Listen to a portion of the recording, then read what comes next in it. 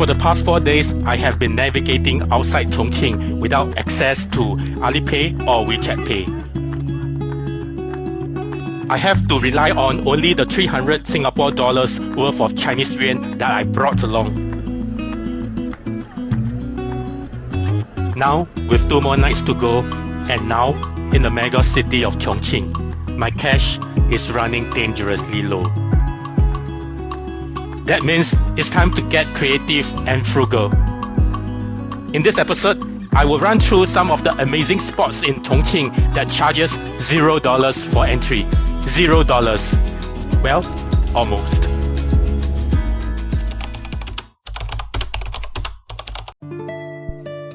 I thought I had it all figured out. I installed all the must-have apps, Alipay, WeChat Pay, linked them to my credit card. This is just a series of applications that I've downloaded. I also changed a small amount of local currency just in case. And now, I'm off to China, to Chongqing, one of the world's most breathtaking cyberpunk cities.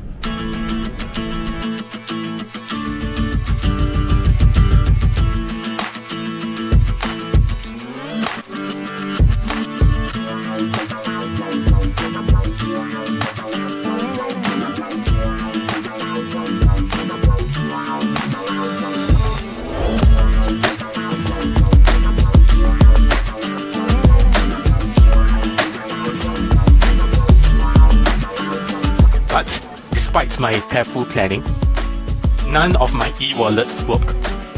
Alipay, WeChat Pay, locked. And my international credit cards, those cannot be used in China. And I'm stuck in China with just 300 Singapore dollars, about 1,500 yuan for the next 6 days. Come see how I stretch every dollar, survive and thrive in this surreal city of lights, Chongqing. I left Chongqing immediately after touching down from the airport. First to Wulong, then to Ciqikou. Now, I'm finally making my way into Chongqing city itself,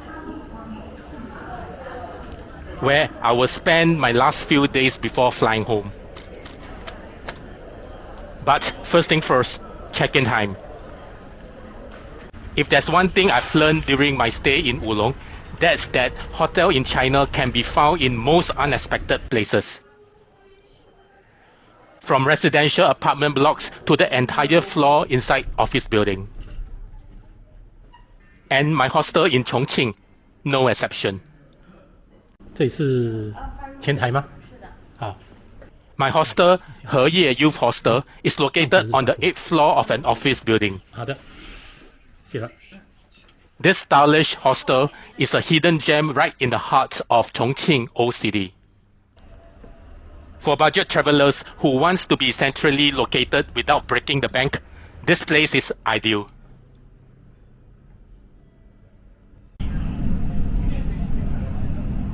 I've got a tight schedule to run here in Chongqing, so there's no time to waste. The moment I drop off my bag, I head straight out, diving right into Chongqing Rail Transit Line 2, the perfect way to take a slow, budget-friendly tour of this mountain city. On one side of the track, there's towering mountain slope. On the other side is the mighty Yangtze River winding endlessly along the cityscape. From my window seat, I watch the layers of concrete jungle stacked on cliffs. It's like watching an entire city unfold in motion. But the real highlight of Line 2, it is the fact that this line passes the legendary Liziba station, where the train literally goes through a residential building. It is one of those only in Chongqing moments. I'm so tempted to get off the train and explore, but I resist. I know I'll be back later. For now, I'm just soaking Chongqing all in, as seen through the window of Line 2. Eventually, I alighted at Yangtze Station. Zhongshuge Bookstore is housed inside Zhongdi Plaza, about 11 kilometers inland from Chongqing Central District. A building that, from the outside, looked totally unremarkable. But once you step inside, the atmosphere shifts. This building is dimly lit, eerily quiet, like a forgotten mall. It gives me an almost ghost town vibes. I spent nearly 30 minutes wandering, hopelessly trying to locate the bookstore. But when I was about to give up, I stumbled upon a narrow side passage leading into what seems an extension of the building. Still, nothing prepares me for what's coming next. I walk into the Zhongshuge Bookstore. At first, it looks average. A few shelves, a standard display. Honestly, I began to wonder why I went through such the trouble. Then, I turn a corner, and boom, my jaw drops. A surreal, dreamlike space unfolds above me, a true oasis of books. Sadly, the magic is short-lived. A rowdy tour group shows up, talking loudly, snapping endless pictures, totally ruining the place and the peace in there. I then quietly retreat and explore other corners of the bookstore. I let these people finish their Instagram mission first. About 15 minutes later, peace returned and descend upon this place. With the tour group gone, now I can truly appreciate the surreal beauty of this place. The main hall is inspired by Indian stepwells and MC Ashur mind-bending artwork. Staircases wrap around the room in impossible angles, shrinking as they spiral inwards. Just as expected, 99.999% of the people here are just for taking pictures and not really buying books. However, deep inside my heart, I truly hope that Zhongshuge Bookstore can survive the test of time. It is a hidden gem that deserves much more than just social media fame. Wait, is this Singapore? Nope. Welcome to Raffles City Chongqing, China-owned architectural stunner. And yes, it does look like Marina Bay Sands. This building is designed by the same architect, Moshe Safdie, the genius behind Marina Bay Sands in Singapore. I arrived in Raffles City Chongqing in the evening after visiting the surreal Zhongshuge Bookstore. The moment I step out of the train station, boom, the sky began to rain. So, what better way to hide from the rain than to chill inside one of the largest and flashiest malls in Chongqing? As a Singaporean, I felt kind of obliged to come here. I mean, Raffles City is developed and owned by Singapore-based CapitaLand, a name we see every day back home. This mega complex includes 8 skyscrapers, with 2 of the buildings standing over 350 meters tall. That's taller than what the tallest building in Singapore. Since the rain is not letting up, I explore the food court. But here's the thing, everything sold here is either on a skewer or is super spicy. Spicy hot pot, mala skewers, sorry, not today, Chongqing. Instead, I went for dessert to sweeten the mood, quite literally. Eventually, I settled down for dinner at a shop that boldly did not serve spicy food.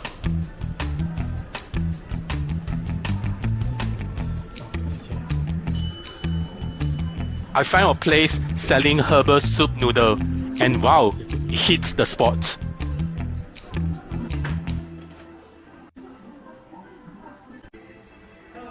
As for bonus, they serve complimentary dessert too, and that's a money saver. From dusk to nightfall.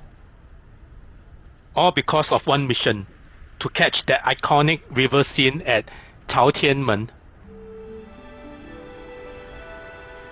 In Chinese, Chaotianmen literally means gate facing heaven. And when you see the view, you know why.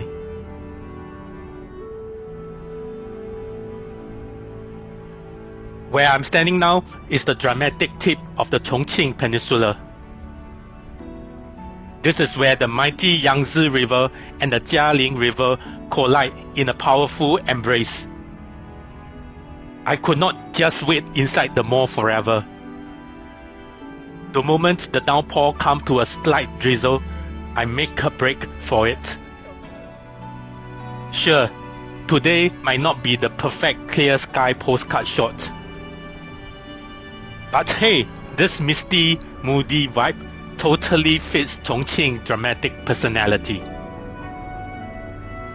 Ideally, the best view of Chaotianmen is actually across the river, where you can see Raffles City Chongqing rising like a futuristic spaceship above the water. Still, just standing here watching Chongqing light up around me, that's totally worth the wait. Like Eiffel Tower to Paris, when one is in Chongqing, there's one place no one skips. That is Hongya Cave. Hongya Cave is iconic, it's dazzling, and is ranked top 10 most beautiful night scenes in all of China. Unfortunately, I came at the wrong time. And I thought, maybe, just maybe, this drizzle will keep people away. But I was dead wrong. This place was packed. Umbrellas everywhere. Even live streamers were out, battling the rain for their perfect shot. I fought my way through the sea of umbrellas, fingers slipping on my soaked phone. Raindrops dripping off my cap. I kept pushing forward, trying to capture something worth showing. And that reality hits me. In China, even travel is competitive, not just businesses. Even getting that Instagrammable worthy shot is a full-on battlefield.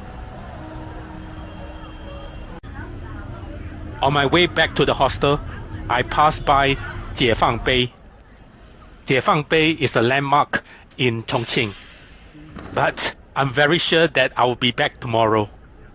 And so I just whisked past. Midnight crept in when I reached the hostel. I am totally drenched, exhausted, and dripping on the hostel floor. The next day. Oh, good morning. This is Chongqing. This is it, my first full day in Chongqing, and also my last. So today is all or nothing. I have got a crazy long checklist of places to hit. And honestly, I'm wondering, can I actually squeeze everything in one day? But anyway, let's start right across the street with a super cool spot called Quexing Tower. This location gives us the wait, which floor is the ground floor feeling, which you will see later. This is just one take, no editing or whatsoever. One take. In Chongqing, the ground floor is like a concept. Thanks to the city wild mountain terrain, you could be on the 22nd floor of a building and still step out directly onto a street. The city of Chongqing comprises of multiple street level, overlapping roads, and bridges stacked like lasagna. Welcome to the four-dimensional urban design, Chongqing style. There is no camera tricks, no cuts. Everything you see is shot in one take. Let me show you how crazy and cool this place is. We are now at 22nd floor of the other building. You have seen from the street level at one end of the building to the 22nd floor at the opposite end of the same building. That is so insane. And that is only the beginning. Let's keep this marathon going and see if I can survive my one-day Chongqing Blitz tour. Let's go. Alright, it's morning and I've not eaten my dinner since yesterday. My stomach is demanding carbohydrates to keep me going. I do a quick search and boom, a name pops up. 嗨，你好，有一个，你们辣椒会不会很多啊？可以微辣，微辣。微辣吧，微辣。往咱面来微辣。6块你扫一下就可以了。啊，好的。晴云老太婆担担面. That store sounds legit, sounds spicy, sounds perfect. And more importantly, it is near where I am now. Since the beginning of my Chongqing trip, I've got a daily quota for spicy food. And I've decided to cash in all right now, here. But still, I cautiously tell the store owner, less spicy, 少辣 please. Abacadabra and bam! The noodles arrived.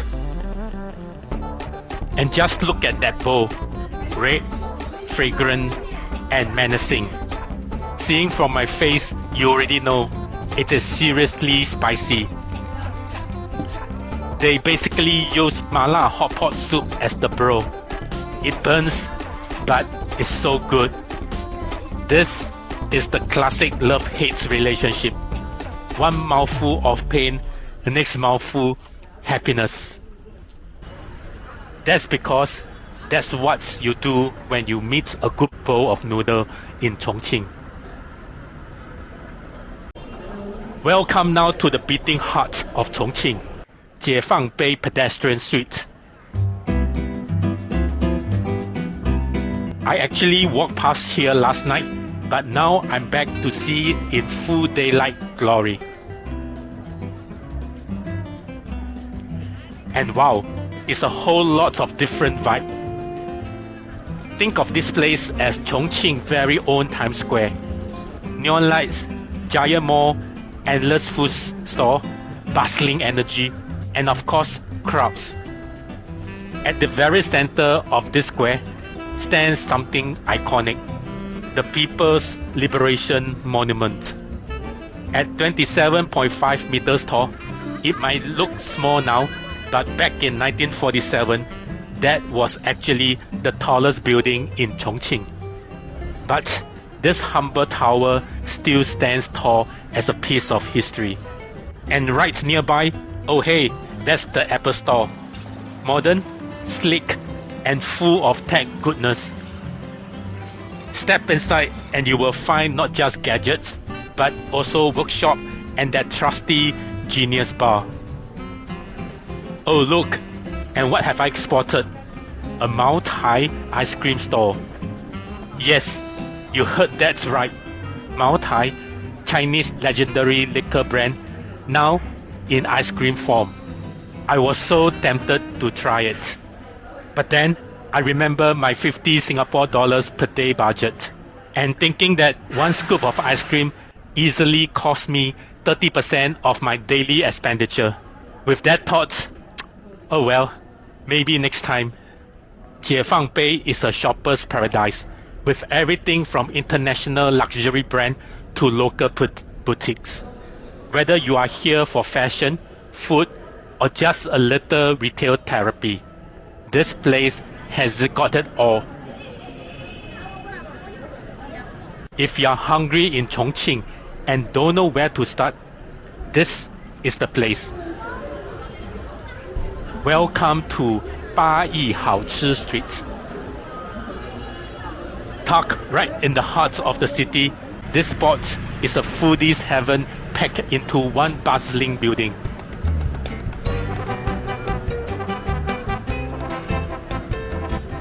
Just a short walk from Jiefangbei, I stumble upon this branch of Bayi Food hidden inside Yudu building.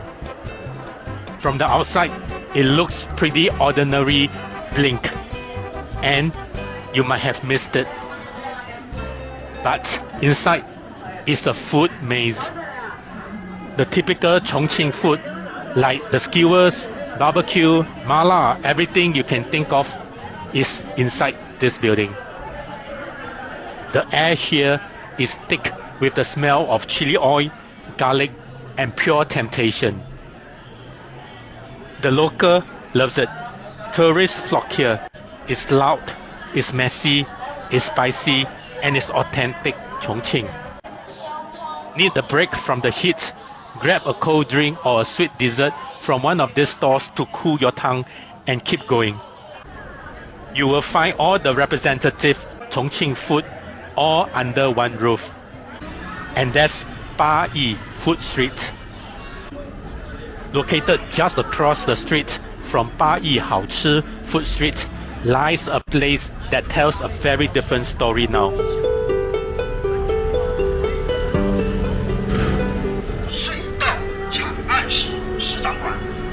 One of tragedy, loss, and remembrance.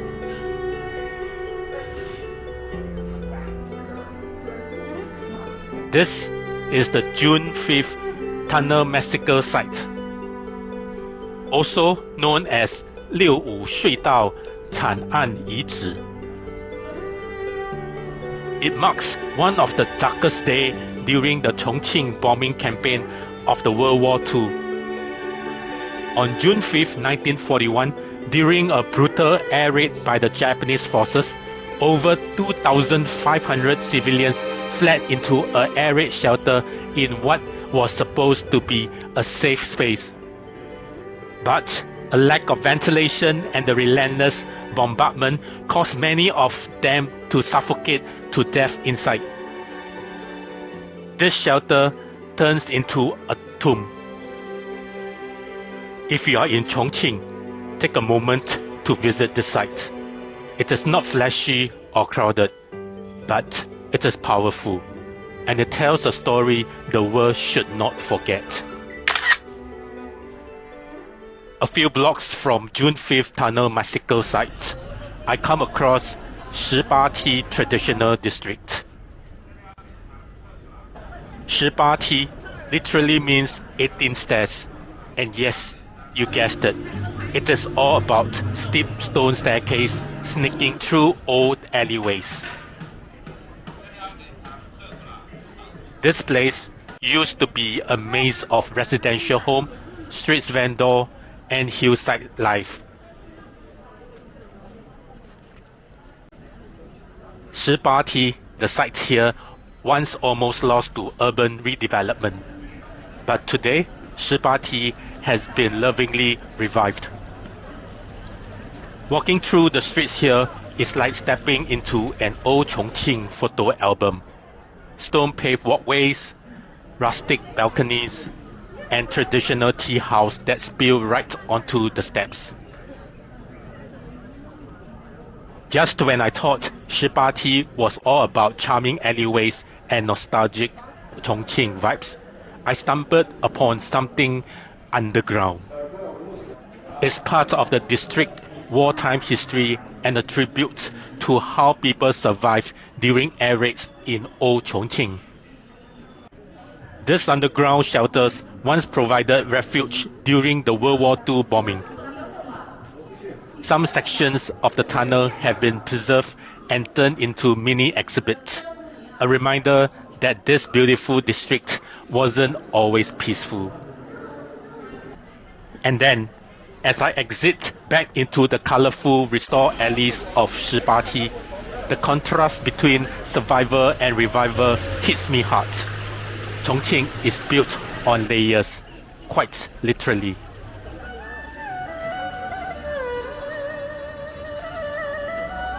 A street from 18T Traditional District, I enter into a world of swords, scrolls, secret codes, and martial heroes. This is Wuxia Treasure Hunt. This is not your typical tourist walk. Here, one become a Jianghu hero on a mission to solve ancient clues, hunt for hidden treasures, and uncover secrets scattered across this district. Every step gets one deeper into the world of Wuxia.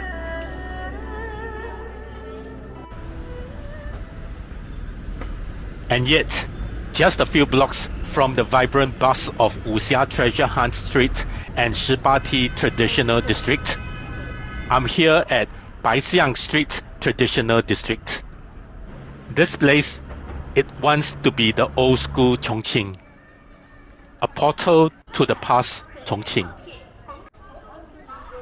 The weathered stone steps, old buildings, wooden doors, and stone paved streets that look like they have got stories to tell. But let's be real, I've seen so many so-called time travel back to old Chongqing spots since morning that I started to feel like I'm in a movie set on loop. As I continue my walk, something feels off. Yes, the heart of Bai Xiang Street still has a little bit of that nostalgic pulse. But venture further out, it is eerily quiet. Where the shops are shut, alleyways deserted, it's like a movie scene after the credits have rolled.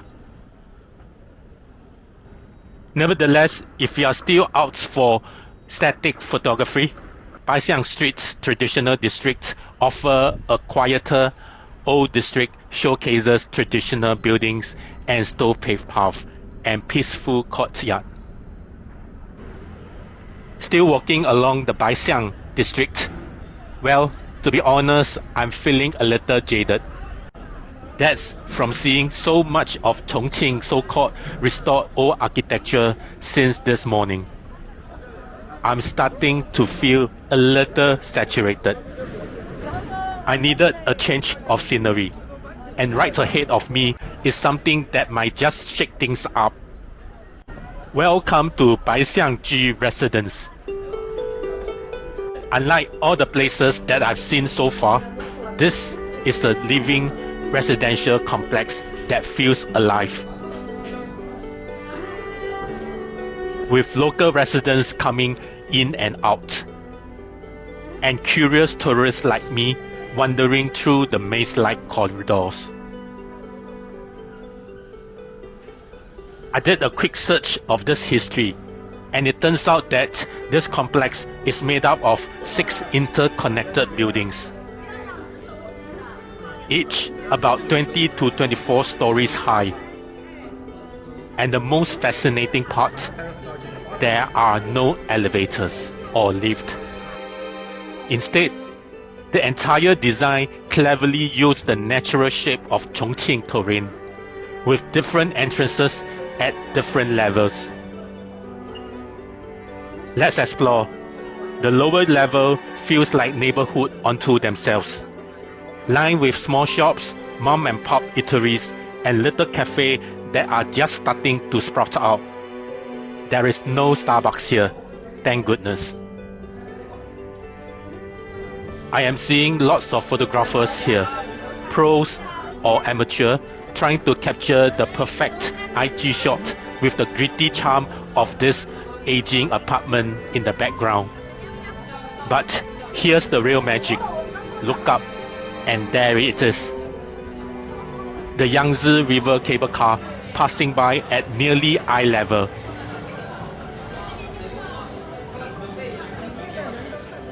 It is surreal, watching it slice through the dense blocks of the concrete like it's just part of the neighborhood. You won't find tour groups here so far. This isn't on their radar. And this place is bustling with independent travelers who heard whispers about Bai Xiang Ju raw, layered character. Walking from floor to floor, feels like climbing through slices of Chongqing life. Some say this place feels like an apartment block from Chongqing Express, the iconic Hong Kong movie. Personally, having seen the original building in Hong Kong, I think the resemblance ends with the gritty vibe. Bai Xiang Ju is very much its own thing, uniquely and authentically Chongqing. I sincerely hope Bai Xiang Ju stays this way, raw, real, and unbranded. Because that's exactly what makes this place unforgettable. From Bai Xiang Street District to Bai Xiang Ju, this has been an unexpected turn in my Chongqing journey, and I'm glad I took it. From Bai Xiang Ju, I spotted something iconic, the legendary Yangtze River Cableway. Just right above me, slicing across the sky, is the enormous cable car gliding steadily over the river. It certainly feels surreal and, of course, larger than life. I've seen this exact scene in countless movies about Chongqing since I was a kid. That signature cable car suspended mid-air through skyscrapers was practically a movie star in its own right. This is symbolic of the old Chongqing lifestyle. I decided to follow the cable car's path. Wherever it led, I would go, even if it meant climbing a steep, sweaty flight of stairs to reach the boarding station. But then, heartbreak when I reached there.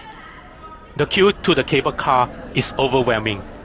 A signage saying that the wait could stretch up to 2.5 hours, and that's just one way. I have to make the tough call to skip the cable car ride.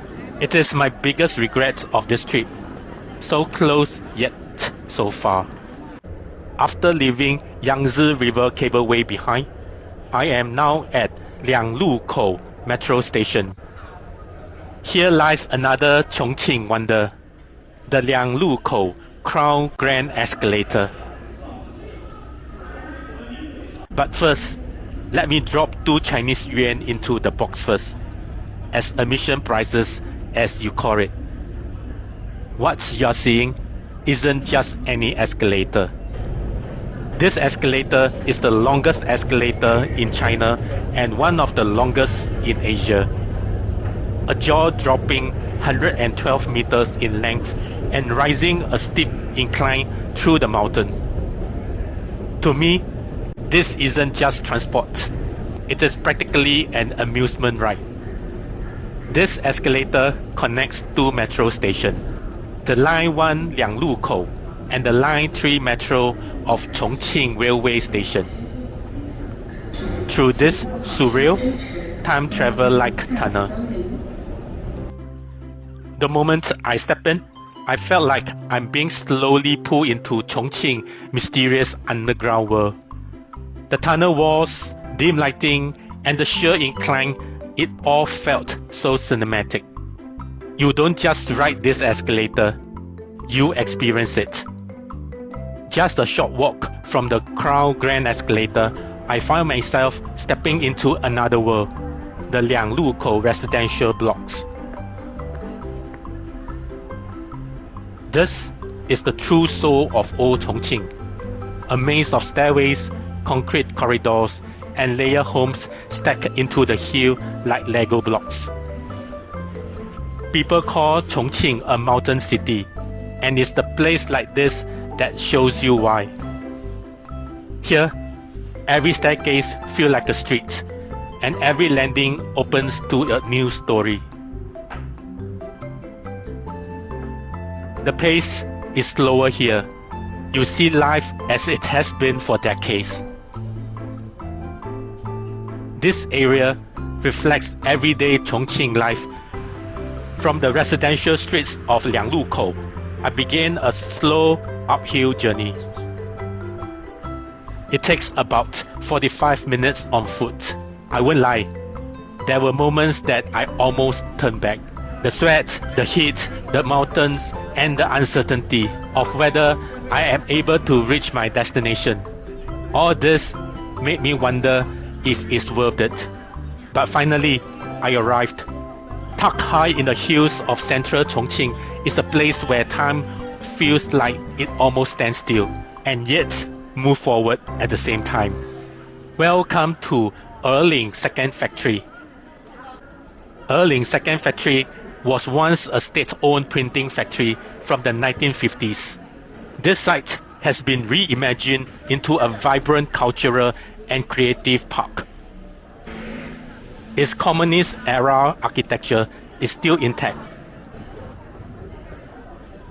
but now it is pulsing with independent bookstores, artsy cafe, and designer shops. The perfect blend of raw industrial charm with youthful energy. Strolling through the place feels like stepping into living time capsule. With walls that whisper history and corners bursting with modern creativity. It is definitely touristy, but not in a bad way. The crowd here is mostly young, curious, and creative. There are murals, art installation, vintage stores, and so many photo-worthy corners. I am taking a break in this quirky little cafe. It felt more like a mini zoo, with some exotic animals casually hanging around. I got myself an ice-cold handmade lemon tea. Honestly, that hit the spot. And then the best part. From the upper level, you are rewarded with a breathtaking view of the Yangtze River and the sprawling Chongqing skyline. It is a reminder of how far this city has come, from the heavy industry to high culture. I venture up the high-rise factory building, venturing each level. Each level has got a certain theme in there.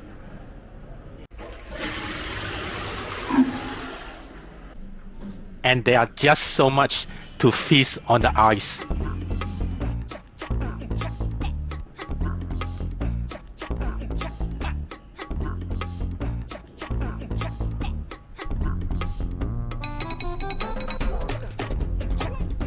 While checking the map, I realized that Erling Second Factory was actually within distance downhill to my next destination, Liziba Station. So many staircases. So instead of taking a public transport, I decided to explore the city on foot. And I'm so glad I did.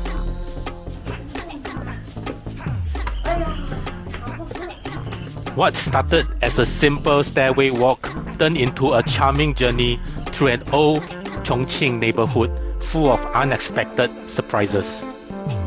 Along the way, I stumbled upon quirky little shops tucked into the stairwells, local art installation, and creative street design that add life and color to this path. It wasn't just a walk. It feels like stepping into a quieter, more nostalgic side of creative Chongqing. It is calm, local, and full of character, just the way I like. Would I walk this again? Absolutely, but downhill please. While walking downhill from Erling Second Factory, I didn't even realize I've stumbled upon the back exit of Liziba Station.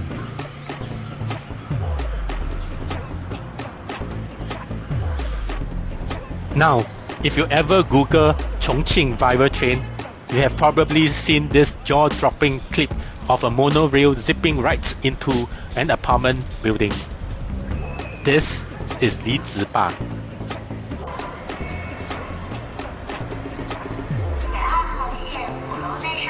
I cannot wait anymore. I headed straight into the station building and began climbing down 7 floors.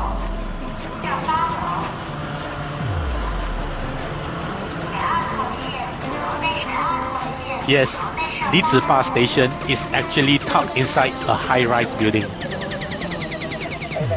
And again, honestly, in Chongqing, the idea of ground level stopped making sense pretty quickly.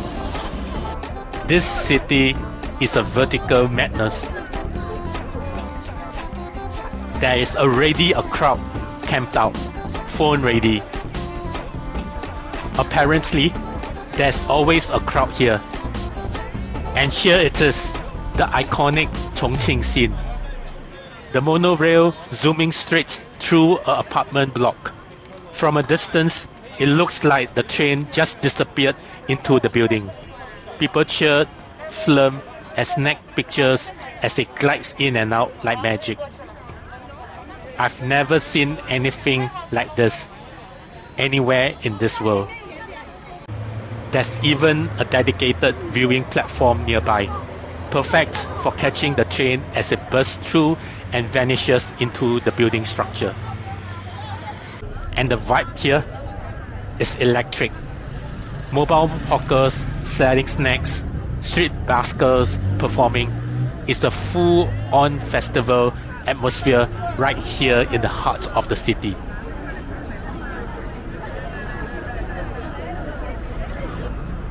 Do you know that the city of Chongqing is filled with underground tunnels? Thanks to its mountainous terrain and turbulent history, especially after World War II, numerous tunnels were carved out throughout the city, originally for defense and survival.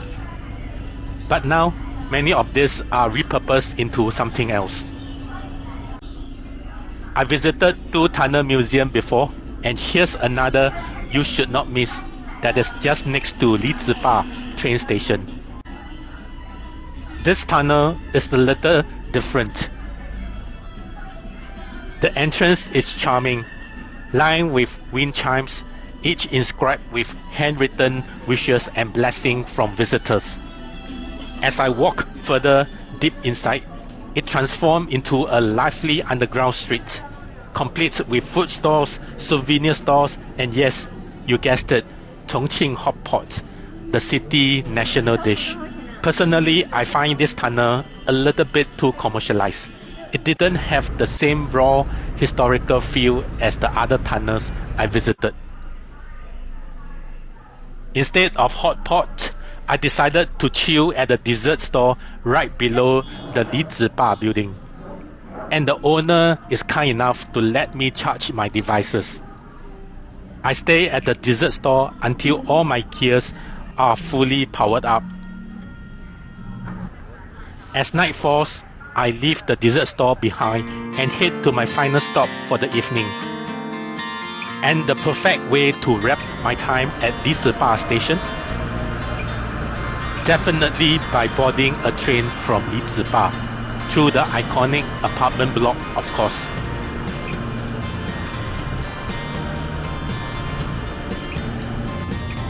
I am lucky. I managed to get a seat behind the driver. While the train driver might be numbed to the daily view of Chongqing glittering skyline,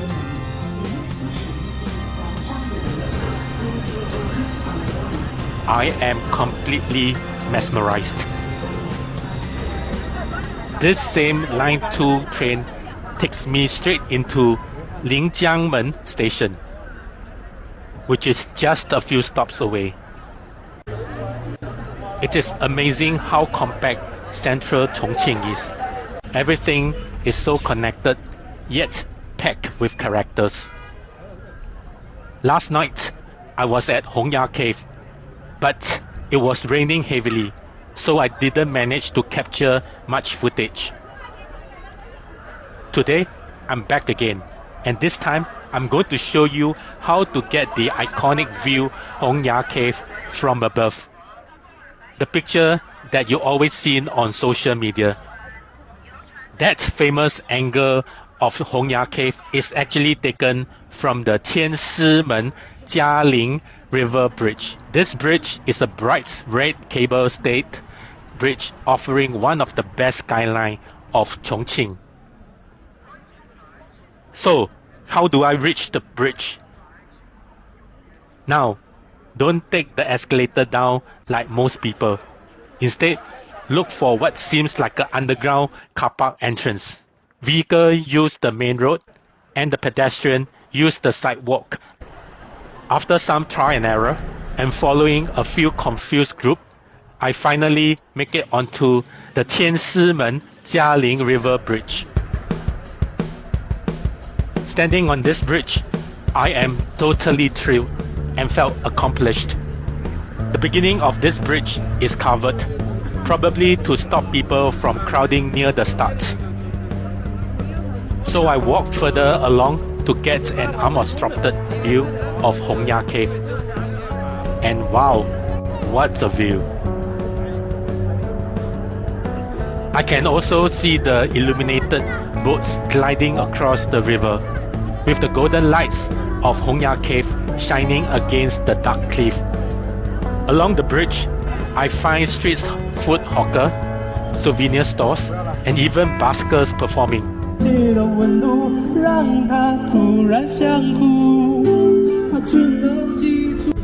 The atmosphere is vibrant.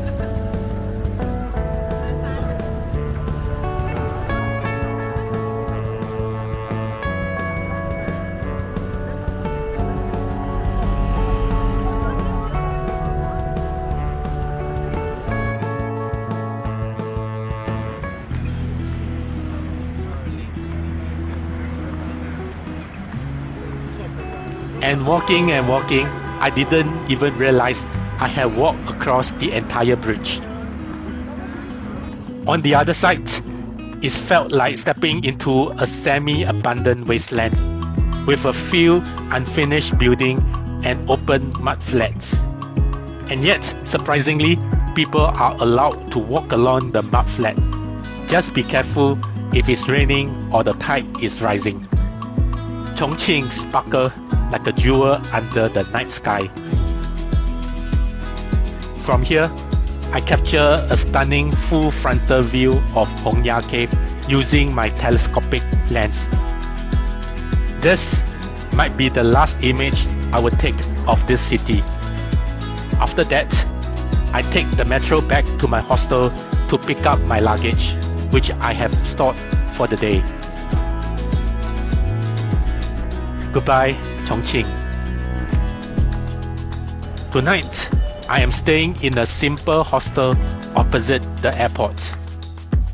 That would save me a good amount on both accommodation and early morning transport.